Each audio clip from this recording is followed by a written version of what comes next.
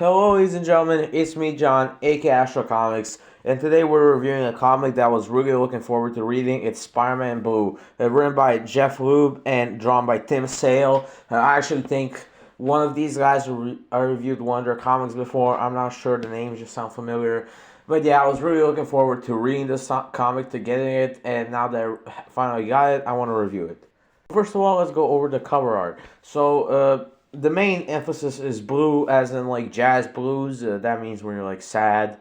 That's like a color associated with sadness, and it fits the vibe of the comic. We see here Gwen Stacy. Her face is drawn blue because she fucking died. Everyone knows that. Even if you just watch the movies or something, Gwen Stacy died. And we have Peter here, Spider-Man swinging. We reviewed one Spider-Man comic before. I think it was Ultimate Spider-Man. I haven't read that one in a while, but I have read volumes 2 and 3, so yeah, maybe I should review those. But yeah, cover art is pretty cool, but it's a little bit weird to me. But let's actually go into the story of this comic. So this comic has Peter Parker, Spider-Man, talking to like this video recorder or something. That is meant for Gwen Stacy, even though she'll never hear it because she's dead. Womp womp. Just kidding. About how they first met, how they fell in love and stuff, and it's very sad. Especially if you lost a loved one. I feel like you can feel with it a little bit. But basically, this comic is retelling the story of how Peter and Gwen met, how they fell in love, and also Peter faced a lot of other villains. The main villain is Kraven the Hunter, and or technically it's Green Goblin, Norman Osborn, who loses his memory after fighting with Peter. But the secondary villain is Kraven the Hunter, who has all the other villains Spider-Man has, which made me realize how many of them are based off of animals. So Rhino, Doctor Octopus, Scorpion, and the Vulture all fight Spider-Man as a grand plan made by Kraven the Hunter, organized by Green Goblin. But we only see 2 fights. The rest are simply mentioned.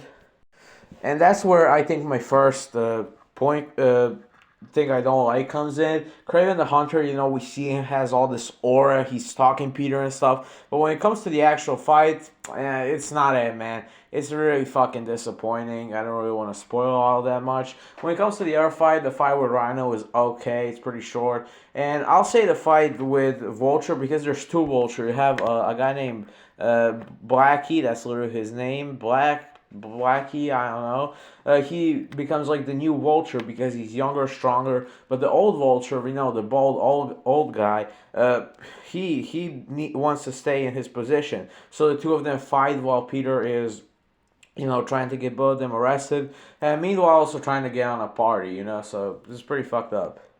As many Spider-Man stories go, we obviously jump from Peter, Spider-Man, to his personal life as Peter Parker, and both are okay. We see him slowly making friends. He gets a motorcycle. He starts being a friend with Harry Osborn. Meets Mary Jane. Meets Gwen Stacy. Obviously, even becomes some good friends with.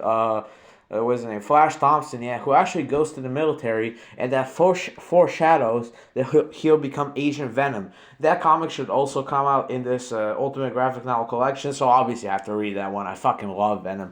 Venom has to be my favorite Spider-Man villain, one of my favorite anti-heroes, and overall I just really love him. Now, when it comes to the art, it's nice. The beginning and the end are actually drawn completely in a blue color palette, which we'll look at later. But the next is nice, has this cartoony art style. I like it. Could be better at some parts, but overall it's nice. I think Tim Sale did a good job. Now, I'll think it's time to look at some of my favorite panels and look at some artwork. So I thought this one was really good, but whoa, this one's also good. As you can see, it's all drawn in blue. All these look very beautiful. As you can see, they're all drawn in a blue color palette, and that's near the end too.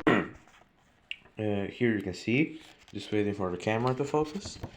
Here you can see, I think it looks really good, all of it. Here, I don't know what the fuck happened with his forehead, but he looking like KSI over there. Now, I noticed this while reading, but with each issue, Harry seems to look more and more like the Green Goblin. And I don't know if this is intentional or not, but if it is, I'm glad I noticed it. It's pretty cool detail. Also, what the fuck is that haircut, man? I would just go bald personally. We got this one that I really like. It's a reference to Amazing Fantasy 13, I think it is, aka the first appearance of Spider-Man. It's really cool. He's holding Flash Thompson over here. I really like this reference. It's very well drawn too. And here we have some stuff, some additional stuff. So wait, I need the camera to focus. We've got some additional artwork. As you can see, some sketches, finished material sketches. This one looks really good. Let's see what else do we have. This one looks really good. Here you have the sketch. You have some more sketches. Overall, I think they all look really good. Great job by Tim Sale. Overall, I really like this comic. I thought it was very touching at some moments. Had some nice artwork. Really like the blue color palette. Writing was great. I'll give it a 9 out of 10. 9 out of 10 for this comic. I definitely recommend it if you're a Spider-Man fan. If you're not a Spider-Man fan, I think you can still pick it up. But yeah, I definitely recommend this comic. So that was it for this video. Hope you enjoyed it. If you did, make sure to hit that like and subscribe button to never miss a new review. This was Astro Comics signing off. See ya.